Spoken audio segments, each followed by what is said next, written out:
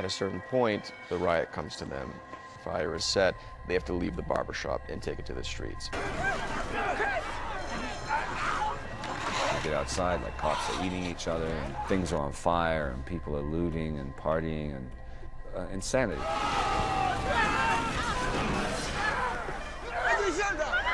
Travis comes running back and literally picks her up. Oh, be careful, be careful, be careful.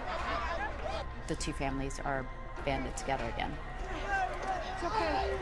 What is difficult for the citizens is to believe that these things could happen in the United States. Whereas for Daniel, these things have happened and can happen and will happen. Going okay? Right back there? Really? Yep. I'm the top hat. Car. Shoot. They're kind of trying to override this tension by playing board games and doing really regular, normal things to try and forget this crazy situation that's happening beyond the walls of the house. Dad was always the shoe. Nick and Alicia's father passed away 6 years ago. He died in an accident. But the last time they were in this situation, the last time they were waiting for someone to come home, it was Madison's husband. I'm in a major case of deja vu right now.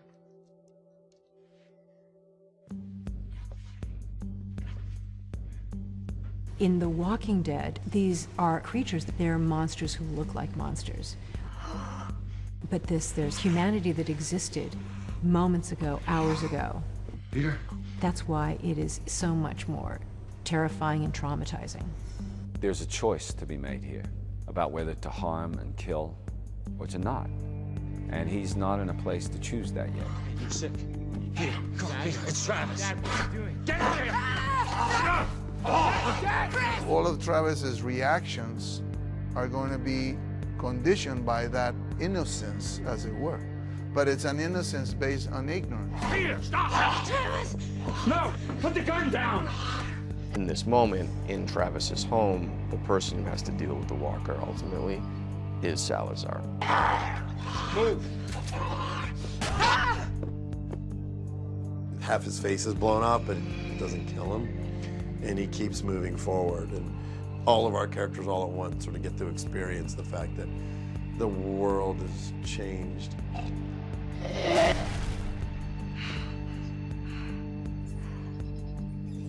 All right, you're a badass, you know, but it's not cool what he does from Travis's point of view.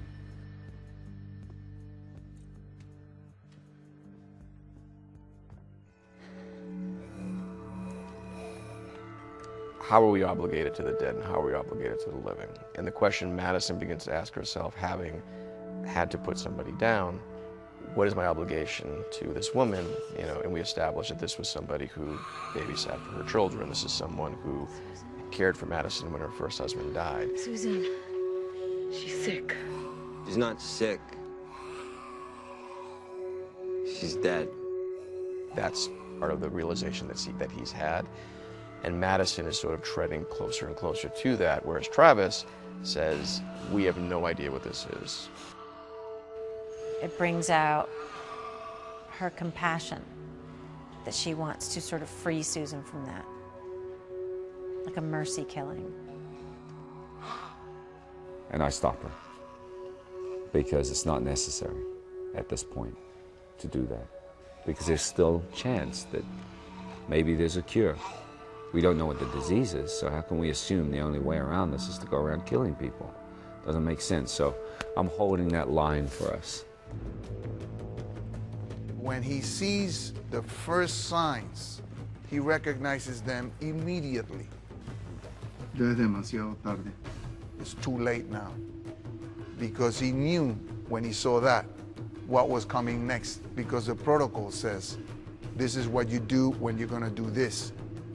Ultimately, what I think we will go back to time and time again is that it is about the human story. It is about trying to hold on to these, you know, semblances of what was. Fear the Walking Dead. New episodes, Sundays at 9, only on AMC. For more exclusive video, go to amc.com.